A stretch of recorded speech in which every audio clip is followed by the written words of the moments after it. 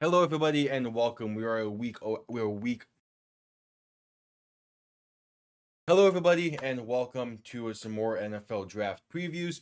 The combine happened about a week ago at this point, so now we have a little bit more to go off of with some of these guys. So today we're talking about the defensive line, two edge rushers, two interior rushers. And before diving into it, I want to quickly say subscribe if you're new, greatly appreciated. Leave a like, new to the whole drill. All right. So the first guy we'll talk about is a contender for the first overall pick, despite everything, Abdul Carter out of Penn State. And why I say despite everything, well, he is currently dealing with an injury, but should be good to go by training camp. So he is still projected to be a top end guy in this class and a potential number one overall pick. And I say potential, even though, okay, but it's potential. I don't think he'll be number one overall pick. I do think he'll be a top 5 pick, but it's going to be interesting nonetheless. He's just a stud edge rusher, and Penn State knows how to produce edge rushers the past few years. It was Chop Robinson last year, Abdul Carter this year. He's an absolute stud. And the only real concern is, well, how is he going to bounce back from this injury? I think he'll bounce back just fine.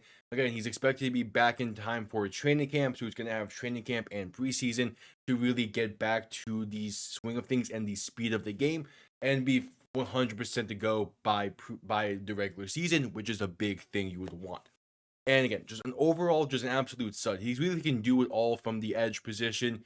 And that's something you really, really like to have, especially from a top 5, potentially even top 7 pick. And I think there is a real possibility he does fall out of the top 5 just because of the injury, although I do kind of doubt it considering the teams that are in the top 5 as well. But again, an all-around fantastic player that you really can't go wrong with. So from Abdul Carter to the other edge rusher, we'll be talking about James Pierce out of Tennessee, 6'5", 243, and he had a pretty solid combine showing and is expected to be a quality starter in the league by the end of his rookie contract, which makes complete sense considering what he showed at Tennessee. And overall played some really solid football at Tennessee from the edge position and on a team that really didn't have a whole lot of expectations going into the season and ended up performing pretty damn well. He's quick, 4.47 40, and really damn good time. Has the broad jump as well with it, which is kind of an thing, but really good, put up good numbers at the combine, performed well during the college season this past year. And ESPN has him ranked as the 8th best edge rusher in this class. I could see him being taking a little bit of a higher mark than the 8th one off the board. Overall rank is a 36. I could see him be taking late first round. Definitely just how you get that 5th year option with him. He led the SEC in sacks last year, 9.5. And just when I was in 2023, and just all around, just again a really, really solid player that you can't go wrong with nonetheless, because again, he's able to put in the work and he's able to do what you would want from an edge rusher taken in the back half of the first round or even early in the second round, depending on again what you're looking for. Again, really, really solid player, James Pierce out of Tennessee.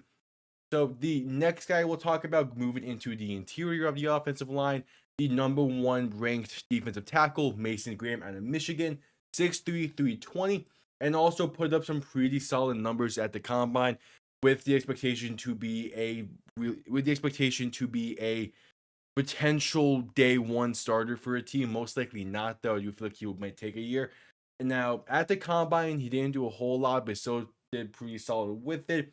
The main thing is he was there to interview with the teams and to do all the medicals and stuff, which he did fine with. He put up 24 reps on the bench press, which isn't too bad. You kind of would have liked to be a little bit better. But again, he still played really, really damn solid. He was a first-team All-American last year at Michigan. He was a finalist for the Benedict Award. And in the 12 games he played at Michigan, he had 3.5 sacks and a pass breakup for a Michigan team that definitely was a step back from the national championship team, of which on that national championship team, he played pretty well with as well. In 13 games, having 3 sacks, a pass breakup, and a forced fumble. He did his job from the tackle position for a national champion winning team. And with that, he'll be able to do what he needs to do and get his job done with a team in the NFL. Again, it just might take a little bit longer than expected. But at the end of the day, he will, by the time his rookie contract is up and you might need to decide on a 5th year option, he will be a really damn good player and will and will come with a pretty hefty payday most likely. So I could see a team definitely taking a shot on him in the first half of the first round. But if he falls into the back half, that's definitely not a bad spot to select him at either. The final guy we'll talk about, only four for this one. Final guy is going to be Darius Alexander out of Toledo. 6'4", 310, and wanted to talk about him for a very specific reason. And that is, well, two reasons really. The first one is Quinyon Mitchell. He had a pretty successful rookie season at Toledo, and I kind of want to give Toledo another shot at things when it comes to producing a quality defensive talent. And the second was his performance in the game above Sports Bowl against Pitt, of which he played phenomenally in that game, and was a big reason why that Toledo got pulled off the upset to having an interception return for a touchdown in that game. This past season with Toledo, he was a second team All-MAC, and in the 12 games he started, had 3.5 sacks, 40 tackles, and 4 pass breakups. And again, was a pretty solid player. Definitely a day 2 prospect, maybe even maybe late in the day 2. But overall, it's going to be just a very solid guy to select. He's probably not, you probably or shouldn't expect him to be a superstar or an elite level talent. But if he can become a very serviceable starter for you, that's really good.